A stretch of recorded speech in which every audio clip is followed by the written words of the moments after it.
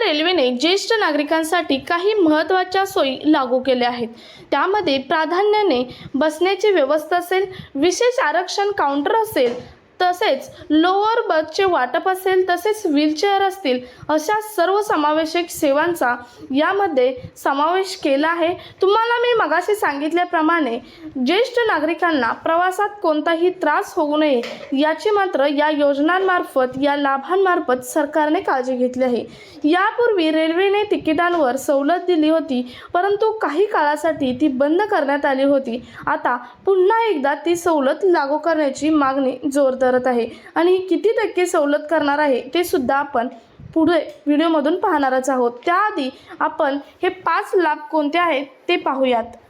त्यातील पहिला लाभ आहे तो म्हणजे प्राथमिकता सीट्स, म्हणजे ज्येष्ठ नागरिकांसाठी रेल्वेच्या विविध श्रेणीमध्ये विशेष जागा राखीव ठेवण्यात येणार आहेत।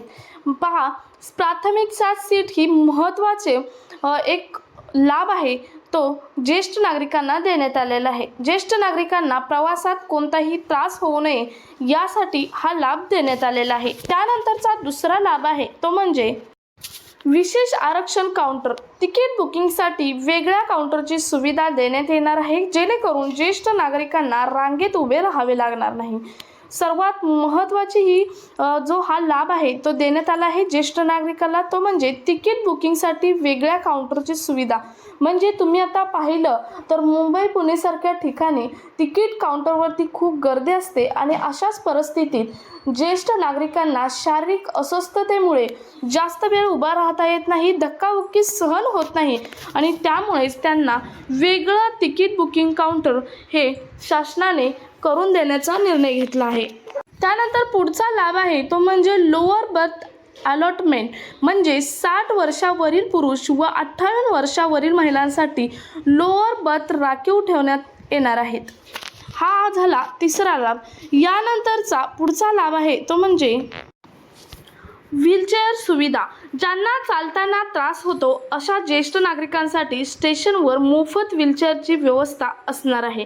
म्हणजे ज्येष्ठ नागरिक, उतार वयातला व्यक्ती यांच्यासाठी शारीरिक अस्वस्थता ही एक खूप महत्त्वाची डिफिशियन्सी म्हटलं तरी चालेल, एक खूप महत्त्वाची डिफिशियन्सी आहे आणि या शारीरिक त्यामध्ये चालता न येणे किंवा थोडं चाललं तरी थकवा येणे यामुळे आणि हाच सरकारने विचार करता व्हीलचेअरची सुविधा प्रत्येक ज्येष्ठ नागरिकांसाठी रेल्वे स्टेशनवर ठेवण्याची व्यवस्था करण्याचा निर्णय घेतला आहे। झाला चौथा लाभ। यानंतरचा पुढचा लाभ आहे तो म्हणजे बॅटरी ऑपरेटेड कार्ड, म्हणजे मोठ्या स्टेशनवर ज्येष्ठ नागरिकांना एका प्लॅटफॉर्मवरून दुसऱ्या प्लॅटफॉर्मवर जाण्यासाठी बॅटरीवर चालणाऱ्या कार्डची सोय केली जाणार आहे। सर्वात महत्त्वाचा लाभ तुम्हाला आहे म्हणजे ज्येष्ठ नागरिकांना तो म्हणजे बॅटरी ऑपरेटेड कार्ड। मी मगाशी म्हटल्याप्रमाणे ज्येष्ठ नागरिक वय म्हटलं की चालण्याचे प्रॉब्लेम सुरूच असतात आणि त्यांच्यासाठीच अशा ज्येष्ठ नागरिकांसाठी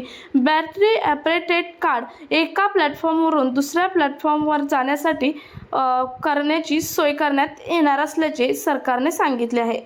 आता हे झाले 5 लाभ, परंतु आपण पहिल्यांदा सांगितल्याप्रमाणे जे तिकीट आहे तिकिटावरती सुद्धा सरकारने आता एप्रिलपासून सूट देण्याचे ठरवले आहे। याआधी काही काळ हे तिकिटावरती सवलत ही बंद होती, अगोदर चालू होती, परंतु मधल्या काही काळात ही सवलत बंद केली होती आणि आता पुन्हा एकदा सुरू करण्याचा निर्णय घेतला आहे।